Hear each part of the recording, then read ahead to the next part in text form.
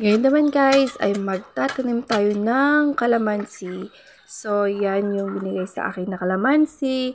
Pero, na-realize yata ni Kapitan na hindi kaya nung pudpud or pungol na pala yung lupa. Kaya, ayan, kumuha siya ng bareta. Hindi ko alam ano sa Tagalog ang bareta.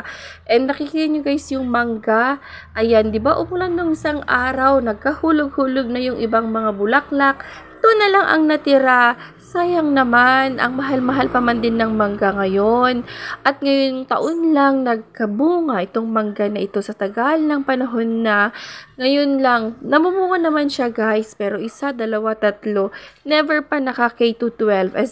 Never pa nakaabot ng 100 yung bunga niya. Kaya nakakatuwa lang na at least kahit naulanan siya ng ilang beses, ay ayan, namunga pa rin or may naiwan pa rin sa mga bunga niya.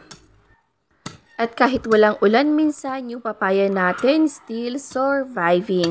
Lalaban ako, sabi niya. At yan nga, flex ko, yung marami naming gabi, ayan, hindi ko naman tinanim yung mga maliliit. Pero pag umuulan, kusang dumadami yung maliliit, ganon. Ito nga yung gabi na black, or ano ba sa ano to? Sa Sultan Kudarat. Palagi kong naririnig si Becca, ang tawag niya dyan is abalon. Yan. Sa Ilocano, ang tawag namin dyan is aba. Yan. Pero sa Tagalog, gabi. Ito naman yung white version ng gabi.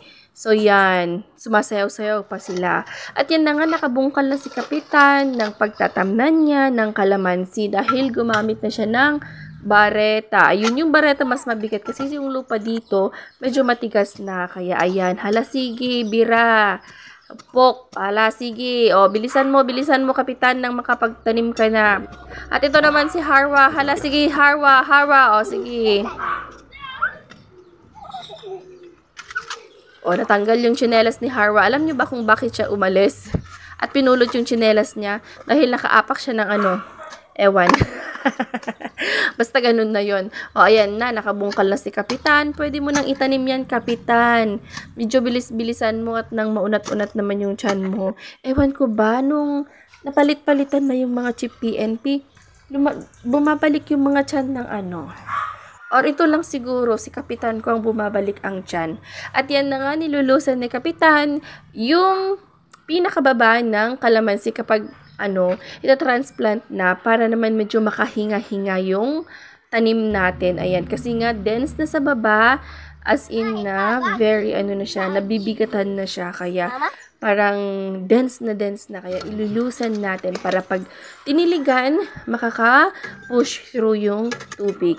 O ayan, tignan natin. Sige, Harwa, gamitin mo din. At yan na nga yung final product, final output. Ayan, aba, ano tong pinagagawa ni Kapitan? At ito nga pala yung dragon fruit namin guys. Dragon fruit ba ang tawag dito? Or granada? Granada yata ito. I'm not sure, pero 3 puno ito. Hawa, baby!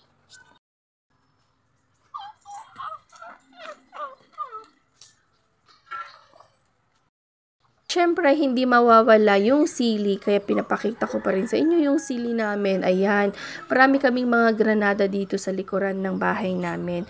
At yan nga, masyado siyang matinik kasi nga naman, masarap siya, kaya marami siyang tinik. O ayan, green na green, kasi naulanan kagabi, which is makes me happy naman.